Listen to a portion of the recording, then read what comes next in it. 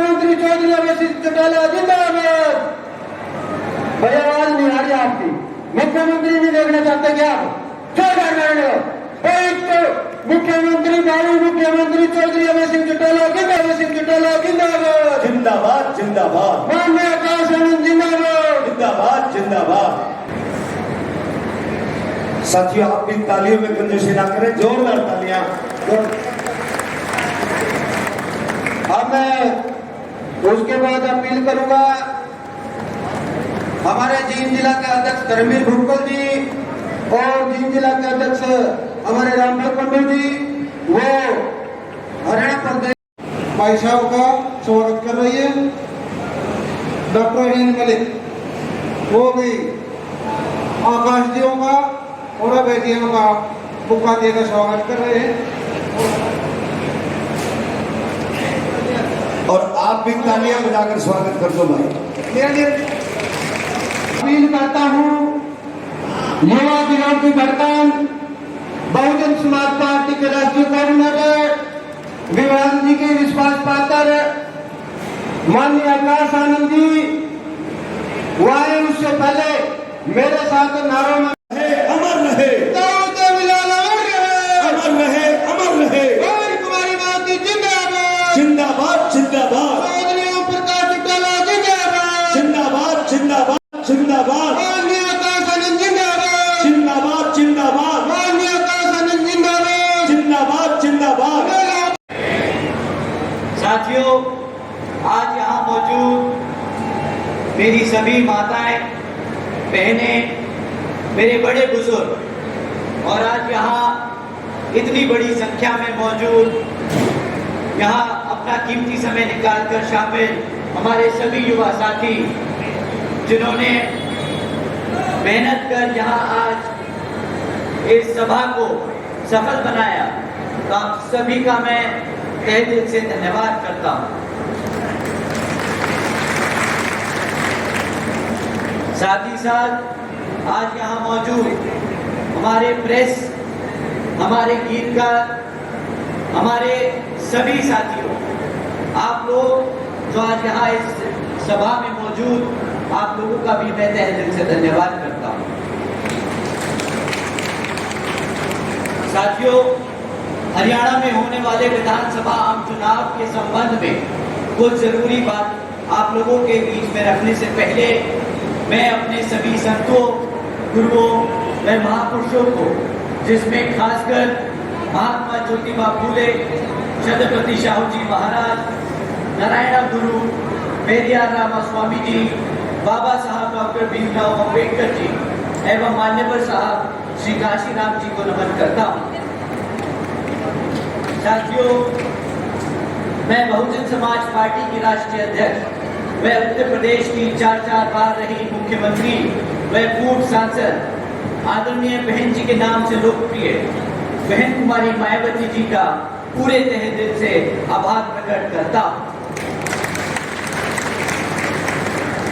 साथियों, जिन्होंने अपनी पूरी जिंदगी वामसेन, BS4 व BSP के जन्मदाता एवं संस्थापक मान्यवर साहब श्री काशीराम जी के बताए हुए रास्ते पर चलकर परम पूज्य बाबा साहब डॉक्टर भीमराव अम्बेडकर जी के मानवतावादी व आत्मसम्मान एवं स्वाभिमान के मूवमेंट के कारवा को अपने आजीवन त्याग, तपस्या व कड़े संघर्ष के जरिए एक नई राजनीतिक ऊर्जा, शक्ति व पहचान दी है तथा उत्तर प्रदेश जैसे विशाल व महत्वपूर्ण राज्य में 4 बार अपनी पार्टी BSP के नेतृत्व में सरकार बनाकर खासकर बहुजन समाज के लिए एक ऐसी मिसाल बन गई जिससे प्रेरणा लेकर करोड़ों लोग आज यहाँ हरियाणा में भी सामाजिक परिवर्तन व आर्थिक तरक्की के मिशन के कार्य से जुड़ चुके हैं। इतना ही नहीं बल्कि मैं खुद भी उनके इस नेतृत्व से प्रभावित होकर BSP के मूवमेंट से जुड़ चुका और उनके पद चिन्हों पर चलकर इस मिशनरी दायित्व, कर्तव्य व फर्ज को अपनी आखिरी सांस तक निभाने की पूरी कोशिश करूंगा।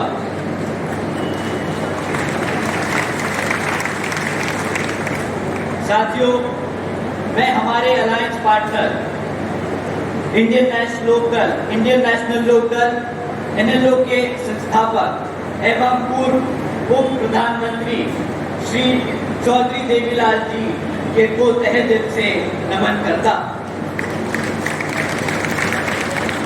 साथ ही NLO के राष्ट्रीय अध्यक्ष श्री ओम प्रकाश चौटाला जी और आज हम सब के बीच में मौजूद NLO के राष्ट्रीय महासचिव और हमारे गठबंधन की ओर से हरियाणा प्रदेश के मुख्यमंत्री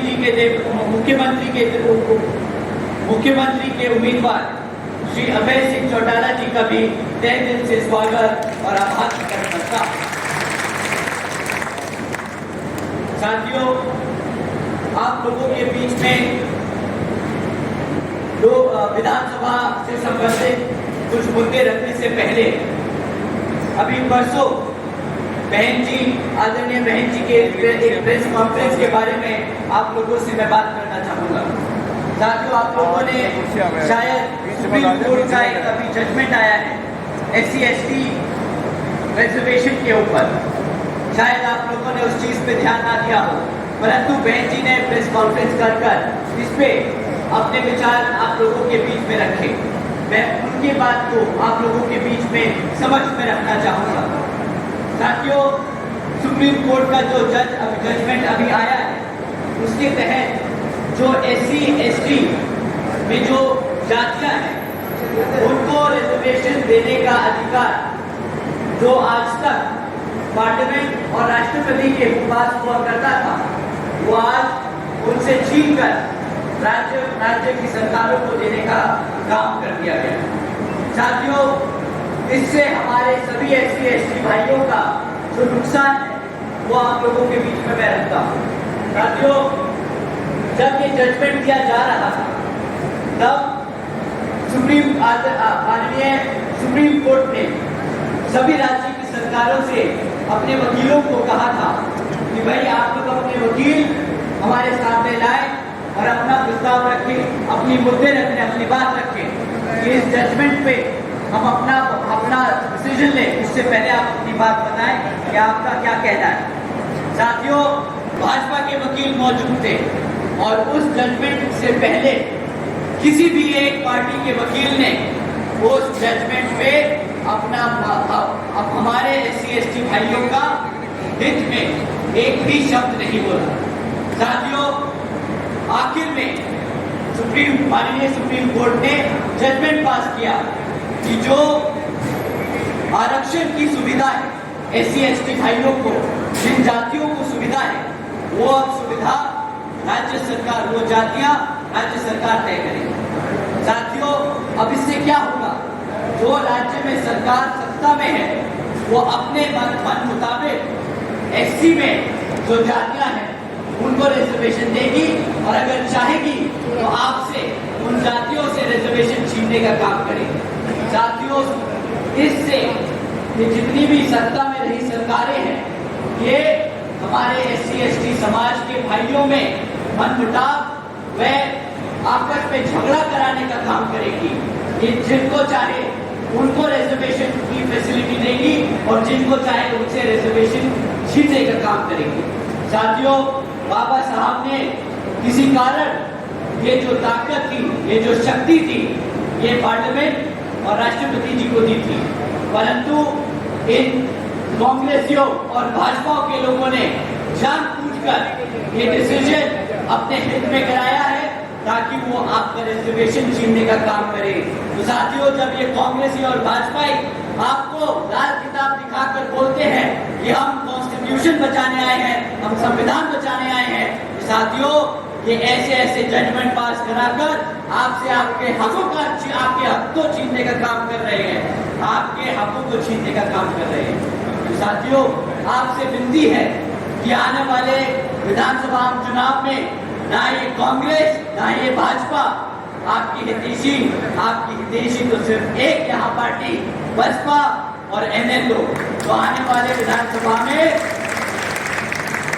आप हमारे श्री अभय सिंह चौटाला जी को मुख्यमंत्री बनाकर इन सबको खदेड़ बहाल कर यहाँ पर अपने हितों को सुरक्षित करने का काम करें। साथियों, पिछले 10 सालों से यहाँ हरियाणा प्रदेश में भाजपा की सरकार आसीन है और पिछले 10 सालों में इन्होंने कई विरोधी काम, जनता विरोधी, किसान विरोधी, दलित, SC ST विरोधी काम करे हैं। परंतु अब विधानसभा आम चुनाव सर पर है तो ये आप लोगों के बीच में आकर आपसे वोट मांगने का काम करेंगे।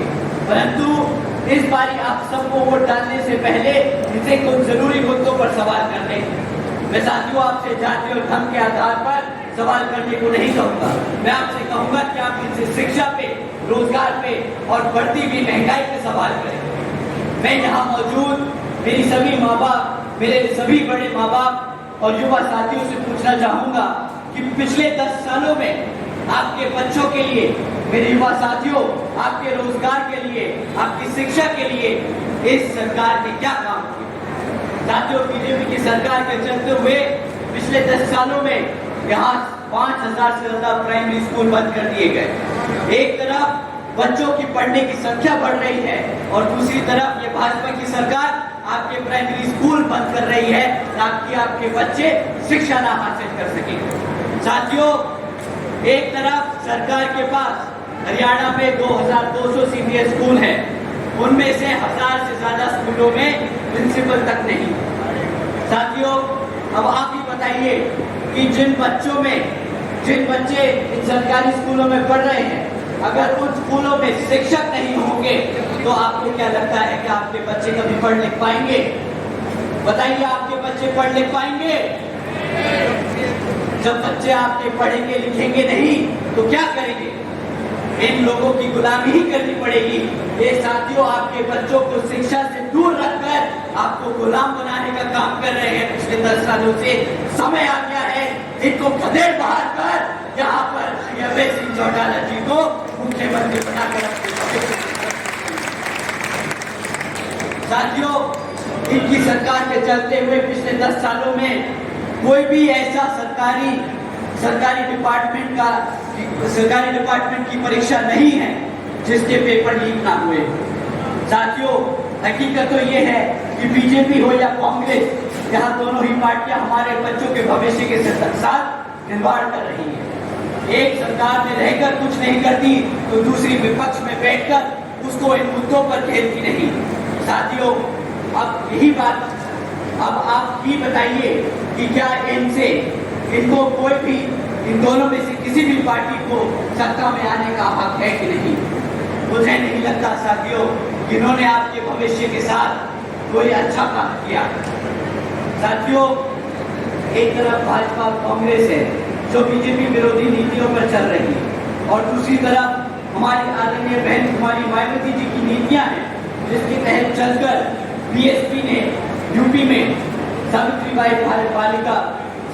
फुले बालिका आशीर्वाद योजना चलाई थी, जिसके तहत 7 लाख से ज्यादा बच्चियों को 12वीं तक की शिक्षा प्राप्त करने हेतु 600 करोड़ से ज्यादा लाकर इन बच्चियों को अपने पैरों पर खड़ा कर एक उज्जवल भविष्य देने का काम किया। इतना ही नहीं साथियों, आदरणीय बहन जी ने अपने शासनकाल में 6 engineering colleges, 2 homeopathic colleges, 24 polytechnic colleges, 2 paramedical colleges, 6 universities, 200 से अधिक इंटर में डिग्री कॉलेजेस, 100 से अधिक ITI, 550 से ज्यादा हाई स्कूल और 5500 से ज्यादा प्राइमरी स्कूल बनाने का काम किया। साथियों, इतना ही नहीं बल्कि बहन जी ने हॉस्टल्स में गरीबों वंचितों के बच्चों के लिए 27% आरक्षण का इंतजाम भी सुनिश्चित किया। साथियों, लिस्ट इतनी लंबी है कि आपको बताते बताते मेरा गला और फिर शाम हो जाएगा, परंतु ये लिस्ट खत्म नहीं होगी। इसी तरह आज से 5 साल बाद जब हम दोबारा आप सबके बीच में चुनाव की जनसभा करने आएंगे तब भी मेरा गला सूख जाएगा ये लिस्ट बताते हुए कि किस तरह अभय सिंह चौटाला जी ने यहाँ पर आपके हरियाणा प्रदेश में हजारों स्कूल, हजारों कॉलेज खोल दिए और आपके भविष्य को सुरक्षित किया। साथियों, बीजेपी की सरकार ने पिछले 10 सालों में यहाँ हरियाणा में आपके बच्चों के रोजगार के लिए क्या किया? साथियों, ये इस कदर आप लोगों के बच्चों को बर्बाद करने पे तुले हुए हैं कि आज हरियाणा में 40% युवा बेरोजगार घूम रहा है। इतना ही नहीं साथियों, बीजेपी के पिछले 10 साल के शासनकाल में 10 साल लगातार सत्ता में रहने के बाद यहाँ पर 2 लाख सरकारी पद खाली पड़े हैं। तो एक तरफ हमारा हरियाणा प्रदेश का युवा बेरोजगार घूम रहा है, रोजगार ढूंढता फिरता दर बदर घूम रहा है और इनके पास 2 लाख पद खाली पड़े हैं, परंतु आज तक इनमें से किसी की भी इतनी इच्छा नहीं हुई कि उठ के वो 40% युवा को रोजगार देकर ये 2 लाख सरकारी नौकरी तो दे सके। साथियों, आप जानते हैं क्यों ये आपको सरकारी नौकरी नहीं देना चाहते? आपके युवाओं को सरकारी नौकरी क्यों नहीं देना चाहते? साथियों, ये आपको अगर सरकारी नौकरी देंगे तो आपको आरक्षण देना पड़ेगा, परंतु ये क्या कर रहे हैं? कौशल विकास निगम जैसी योजनाएं चला रहे हैं, जिसके तहत ये जितनी भी परमानेंट पक्की नौकरियां हैं उनको कच्ची नौकरी देकर आपको आरक्षण से दूर रखने का काम कर रहे हैं। साथियों, एक तरफ बीजेपी की सरकार ऐसे काम कर रही है और दूसरी तरफ हमारे लोग को गरीब और कमजोर बना रही है, और दूसरी तरफ कांग्रेस इन भाजपा के लोगों को सत्ता में रहकर ऑपोजिशन में रहकर घेरने का काम नहीं कर रहे, इनको सड़क पर उतारकर इन ऐसे मुद्दों पे घेरने का काम नहीं कर रहे। दूसरी तरफ आदरणीय बहन कुमारी मायावती जी ने अपने 5 साल के शासनकाल में साथियों, उन्हीं 5 साल के शासनकाल में 90,000 से ज्यादा अधिक शिक्षकों को रोजगार दिया था, 1 लाख से अधिक सफाई कर्मचारियों को नौकरी दी थी, 2 लाख से अधिक जवानों को पुलिस फोर्स में भर्ती किया था और 30 लाख से अधिक अपरकास्ट समाज के कमजोर वर्ग के विभिन्न साथियों को सरकारी नौकरी देने का काम किया। साथियों, जिसके दिल में इच्छा हो अपने समाज को खड़ा करने के लिए, जिसके मन में मेहनत करने की इच्छा हो कि उनका वर्ग आगे बढ़े, वो मौके या वो बहाने नहीं ढूंढता, वो समय पे जब रोजगार जब मौका मिले तब अपने समाज के लिए काम करने का काम करता है, तभी इतने सारे लोगों को नौकरी मिल पाती है। साथियों, इतना ही नहीं बल्कि बहन जी के शासनकाल के दौरान बसपा की सरकार ने कृषि एवं संबंधित कार्यों में मिनिमम वेज 55 रुपए से बढ़ाकर 100 रुपए प्रतिदिन कर दी थी। इतना ही नहीं बल्कि उन्होंने क्रीमी लेयर की वार्षिक आय को भी 3 लाख रुपए से बढ़ाकर 5 लाख रुपए कर दिया था। साथियों, बहन जी ने हमारे किसान भाइयों के लिए रातों रात गन्ना के दाम दुगने कर दिए थे। एक तरफ ये भाजपा और कांग्रेस वादा करती है कि हम किसानों के लिए एमएसपी लाएंगे, 10 साल से सत्ता में रहे दोनों पार्टियां, और आज तक यहाँ का किसान गरीब और बेलाचार घूम रहा है। आज तक ये किसान 700 से ज्यादा किसानों को अपनी बलिदान देनी पड़ी ताकि वो अपने ये काले कानूनों को दूर रख सके। साथियों, ये है असली सरकार, ये है भाजपा और कांग्रेसियों के असली चेहरे। साथियों, एक वो सरकार थी श्री ओम प्रकाश चौटाला जी की, जो सीने पे जोड़ के मोहल्ले मोहल्ले में घूम के आपके परेशानियों को सुनकर आपकी परेशानियों को दूर करने का काम कर रहे थे। तो बताइए कि आप चाहते हैं दोबारा से आपका नेता मोहल्लों में घूम घूम कर आपकी तकलीफों को दूर करे? हाथ उठा के बता दीजिए, आप चाहते हैं ये? तो समय आ गया है हाथी और आईने के सामने वाला बटन दबाकर हमारे आदरणीय अभय सिंह चौटाला जी को मुख्यमंत्री बनाने का।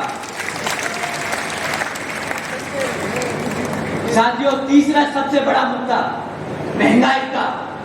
एक तरफ साथियों ये भाजपा के लोग बोलते थे कि हम महंगाई खत्म कर देंगे, गैस का सिलेंडर लेके सड़कों पे दर बदर घूमते थे, छाती पीटते थे कि भाई महंगाई बहुत ज्यादा हो गई है, गैस का सिलेंडर पार हो चुका है।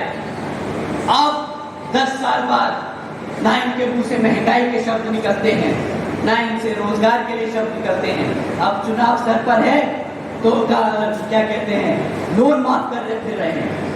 साथियों, आज ये चौड़ के बोलते हैं कि हमने 80 करोड़ जनता को मुफ्त में राशन दिया।